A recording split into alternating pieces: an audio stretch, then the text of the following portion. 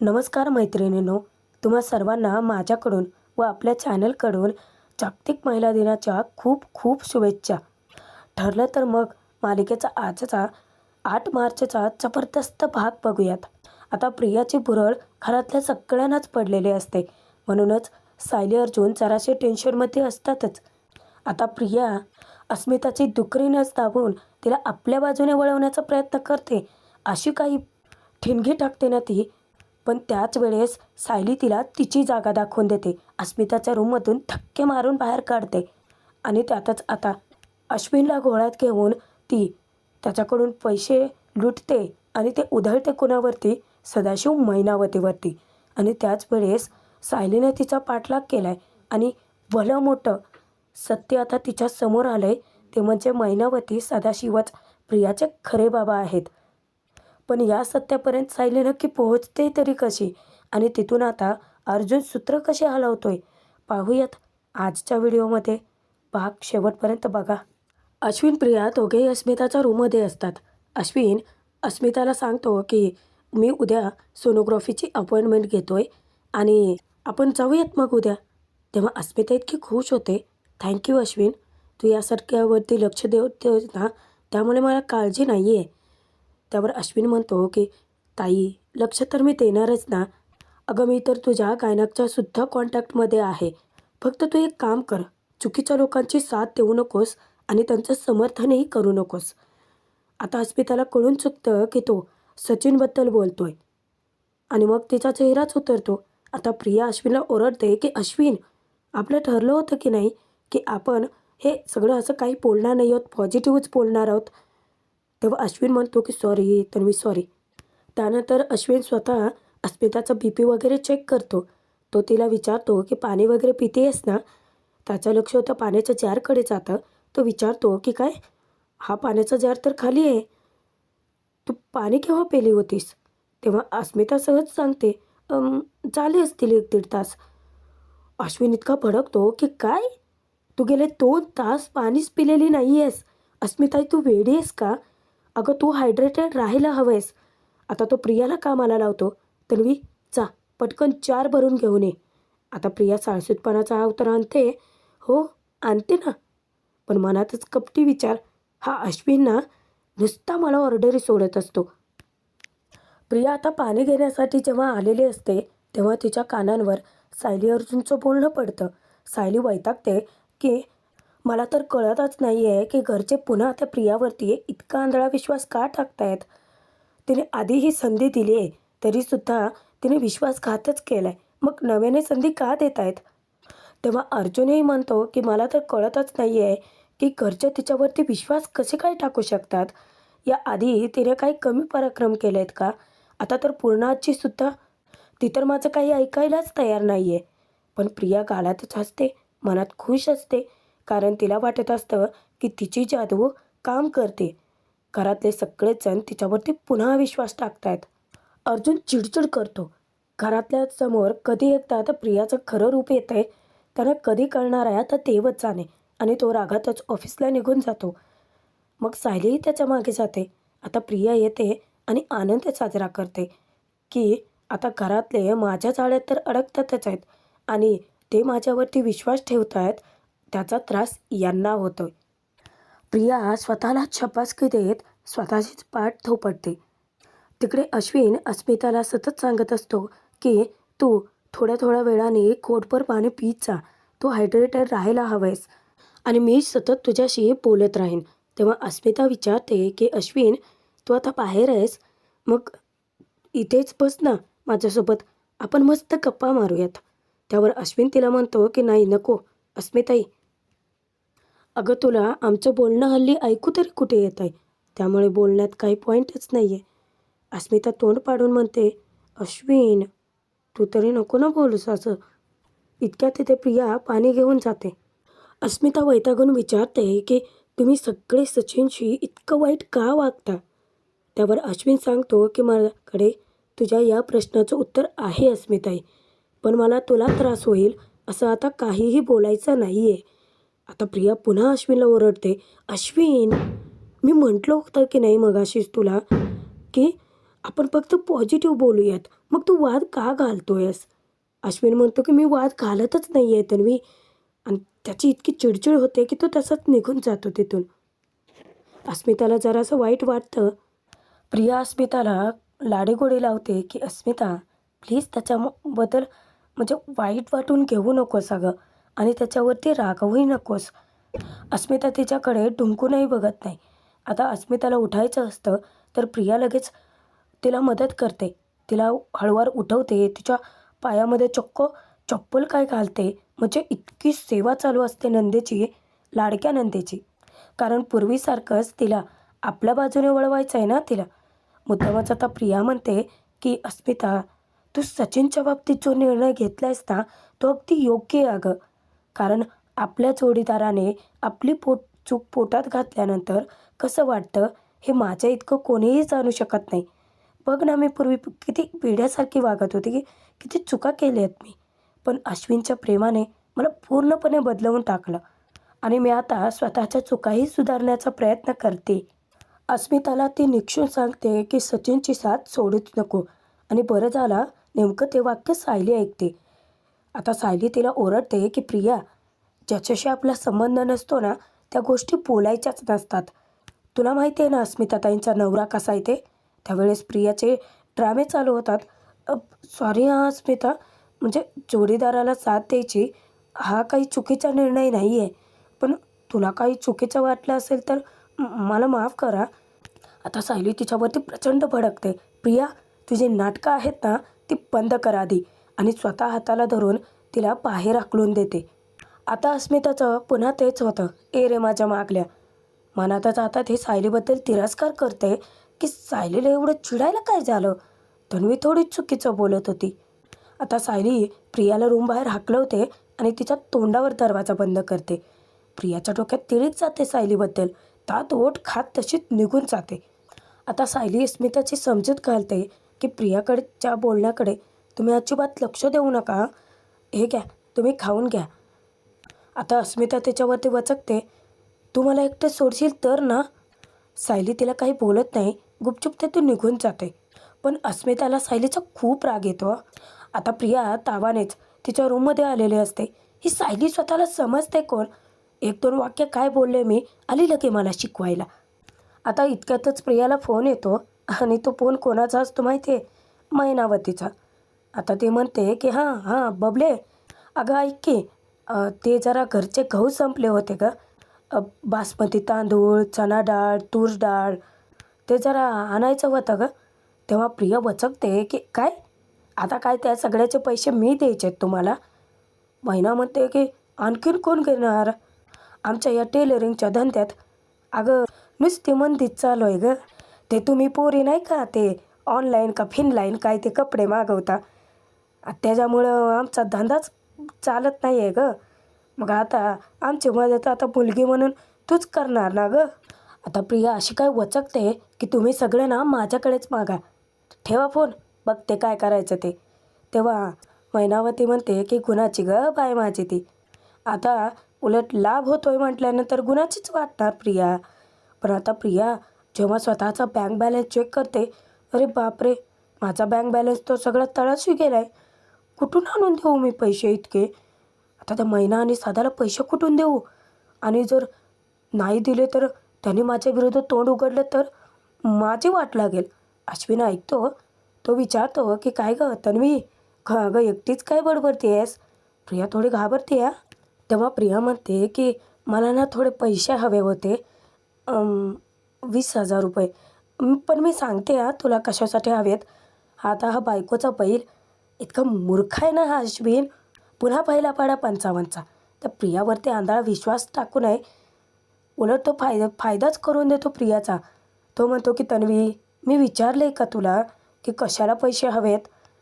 अगं मी तर तुझा नवरा आहे आणि तुला जे हवं ते देणं माझं कर्तव्य आहे. आता प्रियाला विचारतो की किती हवेत 20 ना. आणि तो पटकन पैसे आपल्या बँक अकाउंटमधून प्रियाला ट्रान्सफरसुद्धा करतो. प्रियाला चक्क विश्वासच बसत नसतो की प्रियाची जादूने काम केलं. म्हणजे त्या अश्विनच्या डोक्यावर याचा काय जादू आहे ना प्रियाचे. प्रिया इतकी खुश होते. ती म्हणते की थँक्यू हां अश्विन, तू खूप मदत केलीस अरे माझी. तो म्हणतो की अगं, नवऱ्याचं ते कर्तव्यच असतं.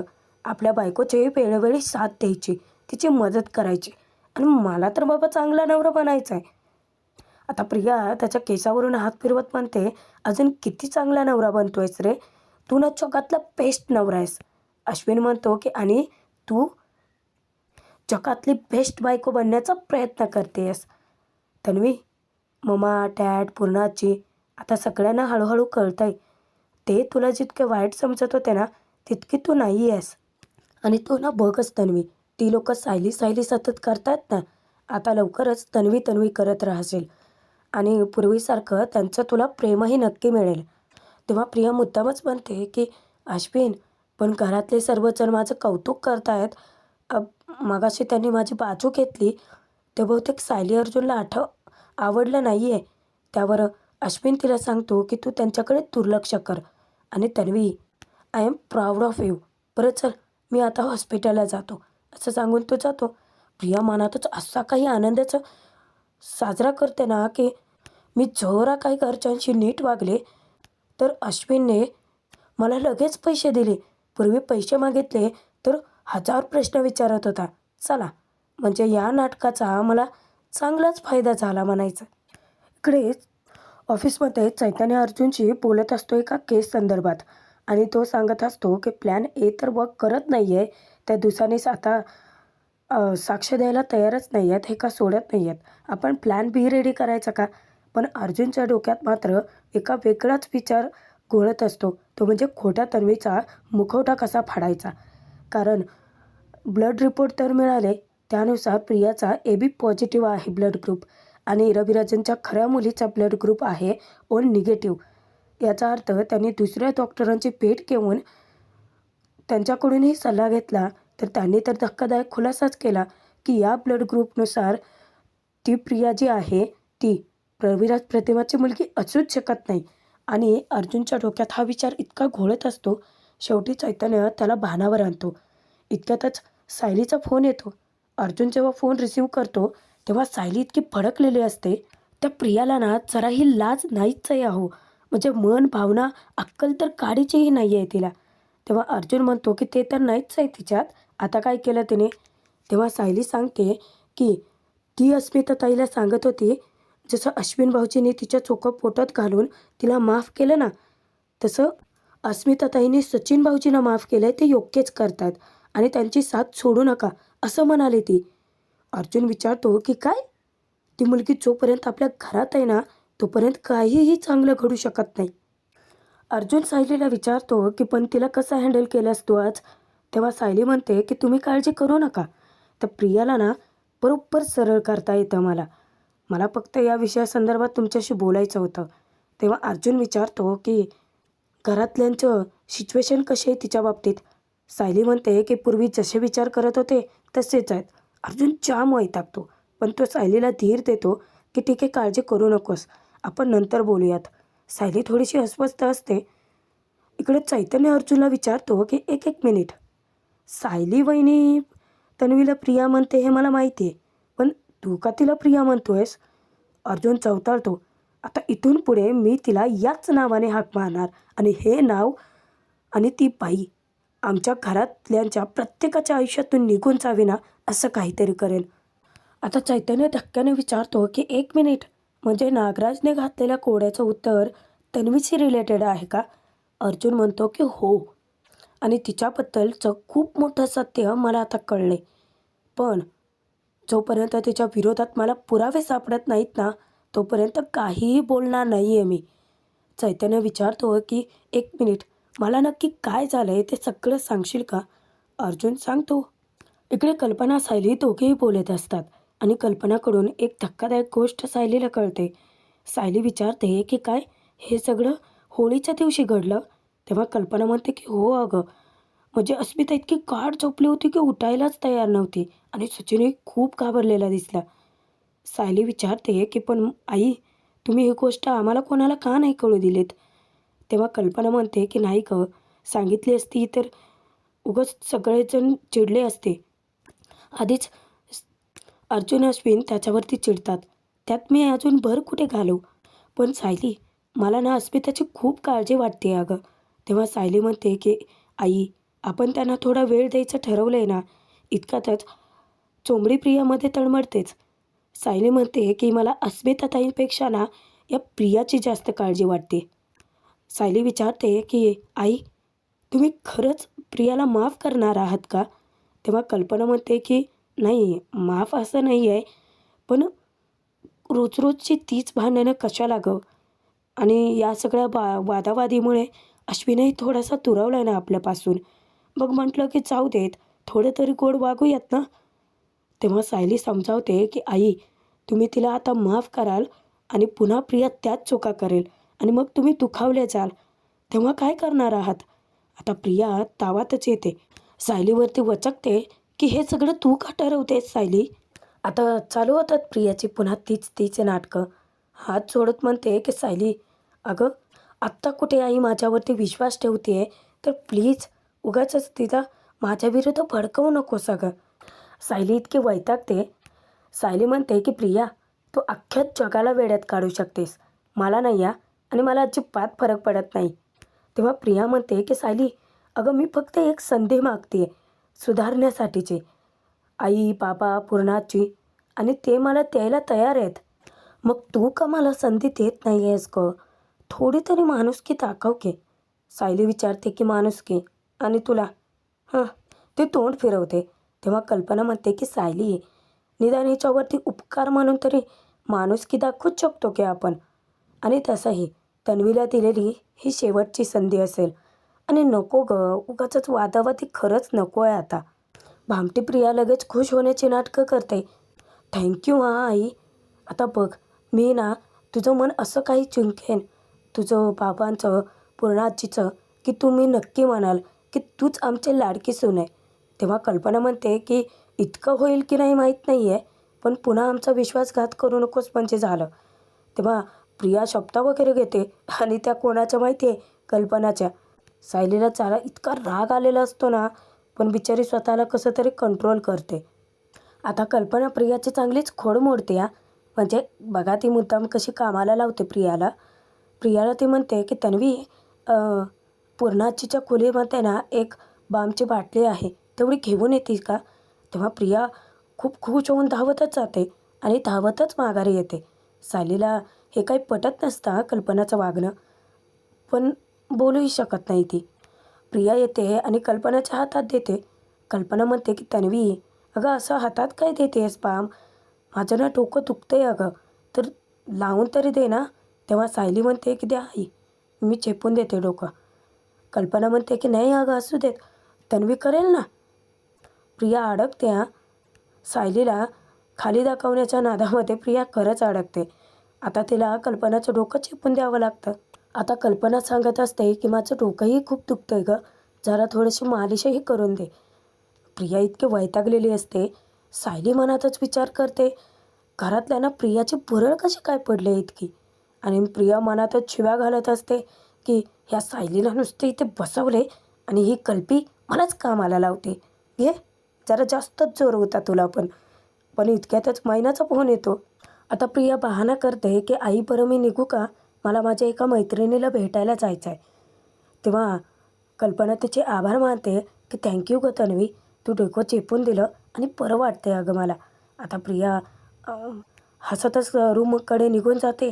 त्यानंतर आपलं पर्स मोबाईल घेऊन येते. अचानक तिचं कार्ड खाली पडतं. सायलीची तिच्यावरती बारीक नजर असतेच. ते कार्ड ती उचलते आणि घाई गडबडीमध्ये बाहेर पडते. आता सायलीला संशय येतो की प्रिया इतक्या घाईत कुठे चालली असावी. मला हिच्यावरती लक्ष ठेवावंच लागेल. आणि भाग इथेच संपतोय. पण प्रेक्षकांनो, पुढे मोठा ट्विस्ट आला आहे. सायली प्रियाचा पाठलाग करत पोहोचते सदाशिव मैनावतीच्या घरी आणि स्वतःच्या डोळ्यांनी ते एक सत्य पाहते की प्रिया पैशांचा बंडल शिव मैनावतीच्या हाती सोपवत असताना तिला धक्का बसतो की प्रिया इतके पैसे का देत असेल. ती अर्जुनला कॉल करून सावध करते की प्रियाचा पाठलाग करता करता मी कुठे येऊन पोहोचले माहिती आहे? सदाशिव मैनावतीच्या घरी. प्रिया त्यांना खूप सारे पैसे देत होती, जवळजवळ 15-20 हजार रुपये तर असतीलच. तेव्हा अर्जुन विचारतो की काय, पण इतके पैसे कसे काय देते ती? त्यानंतर सायली आता त्यांच्याकडे जाते, दरवाजा ठोठावते. सायलीला पाहून ते घाबरतात. सायली त्यांना जाब विचारते की तुम्हाला प्रियाने इतके पैसे का दिले आहेत? तुमचा आणि प्रियाचा नक्की काय संबंध आहे? आणि तोच संबंध आता उघड होणार आहे. प्रेक्षकांना भाग कसा वाटला कमेंटमध्ये कळवा आणि आपल्या चॅनलवरती खरे भाग पाहण्यासाठी सबस्क्राईब करून ठेवा.